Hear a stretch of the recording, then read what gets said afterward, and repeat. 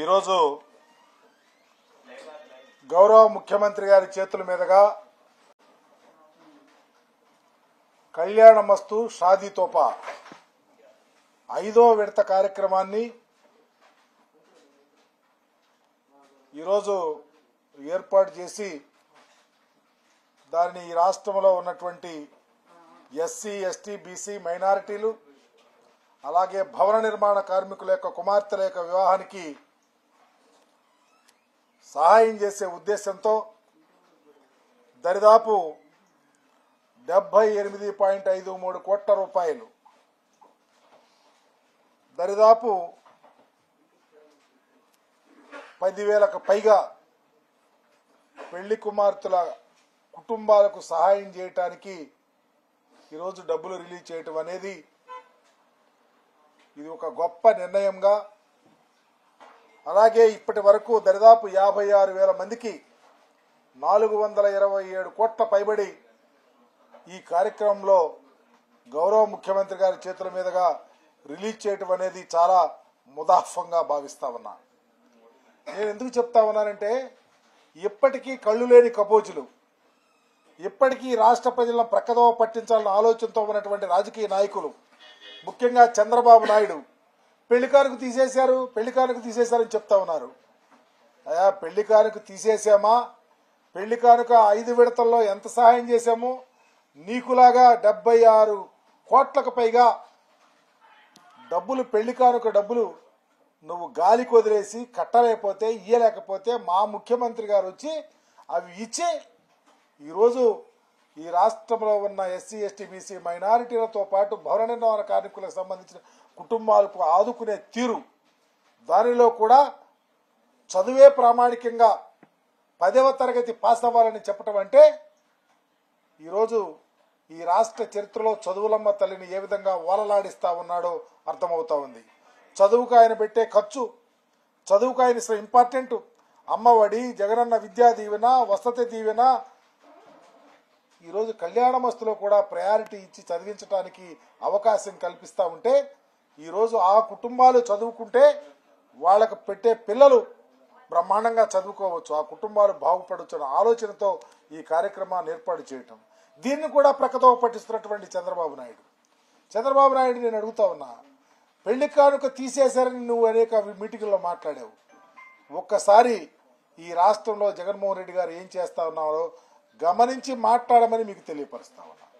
అందుకని ఈ గొప్ప కార్యక్రమం, ఈ కార్యక్రమాన్ని ఏర్పాటు చేసి ఈ సమాజంలో వెనుకబడినటువంటి వారి యొక్క స్థితిగతులు మార్చడానికి గౌరవ ముఖ్యమంత్రి గారు చేస్తున్నటువంటి ఈ ఎక్సర్సైజ్ ఫలప్రదమైందని చెప్పి మీ ద్వారా తెలియపరుస్తా ఉన్నా.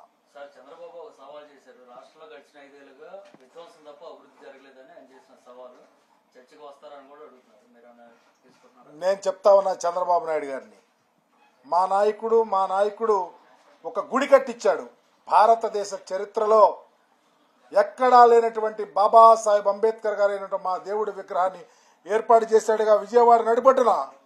చంద్రబాబు, నీకు ఛాలెంజ్ విసురుతా ఉన్నా, నువ్వు కాకపోతే నువ్వు ముసలవాడిపోయి నీ కొడుకో, నువ్వు దత్తపుత్రుగా తెచ్చుకుని దత్తపుత్రుడు, మీ ముగ్గురులో ఎవరైనా ఈ రోజు ఇప్పటి నుంచి 24 గంటల టైం ఇస్తా ఉన్నా, అంబేద్కర్ గారి విగ్రహం దగ్గరకు రండి, నువ్వు చేసిన సవాలు స్వీకరిస్తా ఉన్నా. ఈ రాష్ట్రంలో ఏ ముఖ్యమంత్రి ఎలా చేశాడో, నీ పరిపాలనలో మేమెంత మోసపోయామో ఈ రాష్ట్ర ప్రజలం, మేము ఏం సహాయం చేస్తామన్నామో, ఈరోజు 2,40,000 కోట్ల పైగా 60,000 కోట్లకు పైగా ఈరోజు రాష్ట్రంలో డీబీటీ రూపాయలు ఇచ్చే ప్రజలకు ఇచ్చే సహాయం కానీ, సంక్షేమం కానీ, అభివృద్ధి కానీ, ఈ రాష్ట్ర ప్రజల యొక్క జీవిత విధానాన్ని మార్చడానికి చదువులమ్మ తల్లిని ఓలలాడించే తీరు కానీ, ఈ రాష్ట్ర అభ్యున్నతికి జగన్మోహన్ రెడ్డి గారు చేసే ఏ కార్యక్రమం ఏదైనా నువ్వు చర్చకు రావాలని సవాలు విసురుతా ఉన్నా. ఇది చెప్తా ఉన్నావే మీటింగుల్లో, మా సిద్ధానికి భయపడి, మా సిద్ధానికి నీకు బీపీ షుగర్లు అన్ని వ్యాధులు పైకొచ్చి నువ్వు ఛాలెంజ్లు చేస్తా ఉన్నావుగా. ఇప్పటి నుంచి 24 గంటల టైం ఇస్తా ఉన్నా.